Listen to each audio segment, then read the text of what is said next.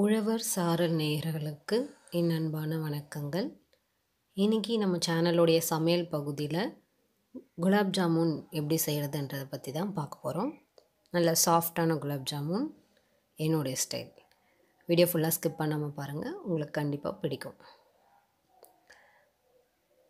இன்றைக்கி நான் milky Mist gulab jamun எப்படி செய்கிறதுன்னு தான் காமிக்க போகிறேன். யூஷுவலாக நான் மில்கி மிஸ்ட் வாங்க மாட்டேன். மற்ற ஆச்சி அந்த மாதிரி கொஞ்சம் வேறு பிராண்டு தான் நான் யூஸ் பண்ணிகிட்ருந்தேன். ஸோ ஃபஸ்ட் டைம் நான் மில்கி மிஸ்ட் வாங்கி செஞ்சு பார்த்தேன், நல்லா இருந்தது. ஸோ அதனால தான் ஒரு வீடியோ போடலாம் அப்படின்ட்டு நான் போடுறேன். நான் மில்கி மிஸ்ட் பன்னீர் தான் யூஸ் பண்ணுவேன். பன்னீர் நல்லா சாஃப்டாக இருக்கும். ஸோ அதனால் சரி இதை ட்ரை பண்ணி பார்க்கலாம் அப்படின்னு சொல்கிறதுனால தான் நான் மில்கி மிஸ்ட் வாங்கினேன். இப்போ இதை நான் கட் பண்ணி நான் நம்ம குலாப் ஜாமுன் செய்ய ஸ்டார்ட் பண்ணலாம்.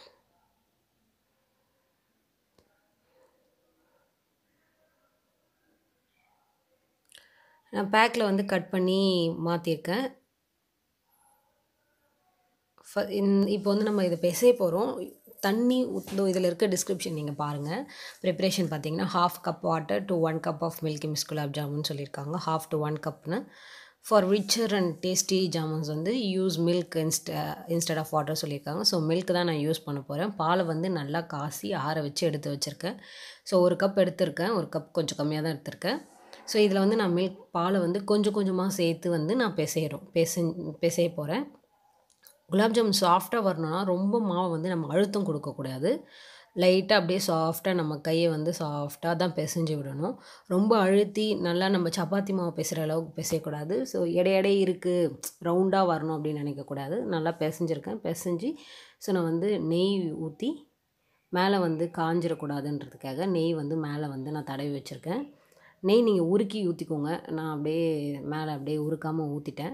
ஸோ அதை ரொம்ப ப்ரெஸ் பண்ணாமல் அப்படியே லைட்டாக பண்ணி ஒரு 1/2 அன் ஹவர்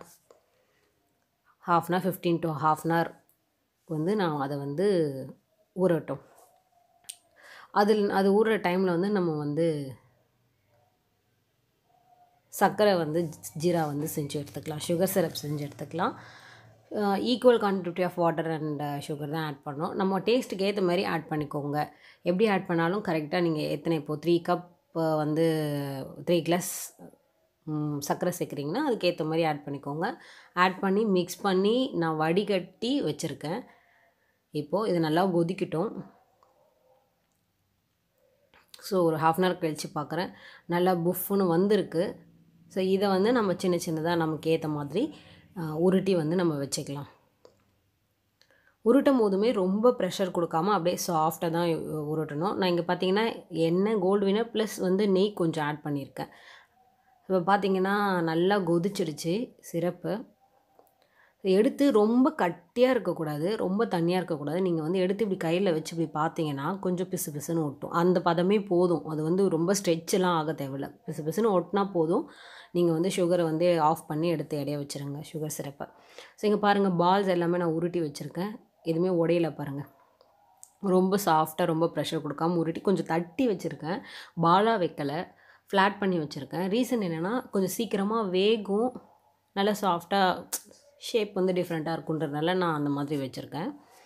ஸோ எண்ணெய் ஊற்றிருக்கேன். எண்ணெய் கோல்டு வினர் தான் யூஸ் பண்ணுறேன். யூஸ் பண்ணி அதில் நெய் ஒரு 2 to 3 ஸ்பூன் நான் நெய் மிக்ஸ் பண்ணிக்கிறேன். ஜாமுன் ஃப்ரை பண்ணி எடுக்கிறதுக்காக நான் மிக்ஸ் பண்ணிக்கிறேன். எண்ணெய் ரொம்ப சூடாகக்கூடாது. ரொம்ப சூடாச்சுன்னா டக்குன்னு கருகிடும். அதேமாதிரி ஹை ஃப்ளேம்லேயும் வைக்கக்கூடாது. Low flame, medium to low ஃப்ளேம்லேயே வச்சு தான் நீங்கள் ஜாமுன் ஃப்ரை பண்ணி எடுக்கணும். இப்போ பார்த்தீங்கன்னா நெய் இந்த நெய் நான் வீட்டில் நம்ம பால் ஏடையிலேருந்து எடுத்த நெய். யூஷுவலாக இது மில்கி மிஸ்ட் நெய் தான். ஆனால் நான் இது யூஸ் பண்ணல. இதுவும் அமுல் பிராண்டு. அமுல் பிராண்ட் நெய் கிடையாது இது. இது நான் வீட்டில் தயாரித்த நெய் தான். நான் ஏன் இந்த நெய் யூஸ் பண்ணுறேன் அப்படின்னா, இந்த 2 பிராண்டுமே எனக்கு சாட்டிஸ்ஃபை இல்லை. மில்கி மிஸ்ட்டும் சரி, அமுலும் சரி எனக்கு சாட்டிஸ்ஃபை இல்லை. இந்த அளவுக்கு இல்லை, நம்ம வீட்டில் எடுக்கிற அளவுக்கு இல்லை. ஆவின் நெய் எடுக்கிற அளவுக்கும் இல்லை. ஆவின் நெய் வாங்கியிருந்தீங்கன்னா கூட அதுவும் இந்த மாதிரி தான் இருக்கும். இந்த மில்கி மிஸ்ட் பன்னீர் நல்லா இருந்துச்சு, ஜாமுனுமே சூப்பராக இருந்துச்சு. ஸோ அதனால் நெய் வாங்கினது. பட் எனக்கு ஹாப்பி இல்லை. ஸோ அதனால் நான் அதை யூஸ் பண்ணல. ஸோ இந்த பிராண்டுமே எனக்கு யூஸ் பண்ணது ரெண்டுமே வந்து எனக்கு சாட்டிஸ்ஃபை இல்லை. ஸோ மீடியம் டு லோ ஃப்ளேமில் வச்சு நம்ம வந்து ஃப்ரை பண்ணி எடுத்துக்கலாம். ஃபஸ்ட்டு டைம் கொஞ்சம் சொதப்பலாகிடுச்சு. கொஞ்சம் நிறையா இருக்கும்போது நான் போட்டு நல்லா சூடானதுடனே போட்டேன். உடனே வந்து இதாகிடுச்சு. ஆனால் உள்ளே வெந்திருந்தது. கொஞ்சம் நேரம் இதானோடனே நெக்ஸ்ட் டைம் வந்து கொஞ்சம் ஸ்லோவான ஃப்ளேம்லேயே வந்து நான் ஃப்ரை பண்ணி எடுத்தேன்.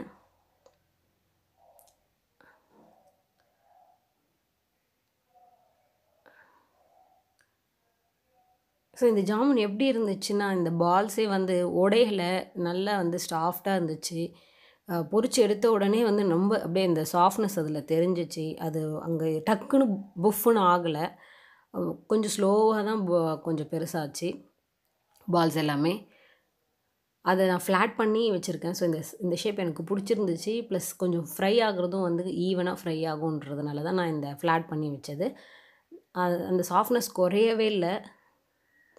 கொஞ்சம் கொஞ்சமாக லைட்டாக லோ ஃப்ளேம்லேயே வச்சு நல்லா ஃப்ரை பண்ணி அது கலர் மாறுற வரைக்கும் ஸ்லோ ஃப்ளேம்லேயே ஃப்ரை பண்ணிவிடுங்க. ஒன்றும் வந்து எண்ணெய்லாம் ஒன்றுமே இழுக்கலை. அது அழகாக பொரிச்சு வந்துச்சு. ஸோ குலாப் ஜாமுன்றது நம்ம குட்டீஸ்க்கு, பெரியவங்களுக்கு எல்லாருக்குமே ரொம்ப பிடிக்கும்.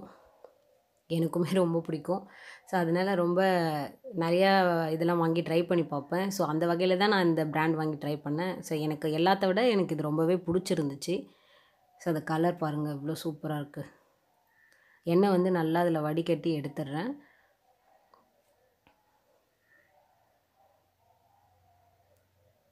நெய்யும் நம்ம வீட்டில் யூஸ் பண்ண நெய்ன்றதுனால ரொம்ப அந்த சாஃப்ட்னஸ் அந்த வாசனை நல்லா அழகாக வந்துச்சு. இந்த நெய் வந்து நம்ம பால் ஏடையில் தயாரிக்கிறது எப்படின்றது நம்ம சேனலில் வீடியோ போட்டிருக்கேன். மோஸ்ட்டாக எல்லாருக்கும் தெரிஞ்சிருக்கும்.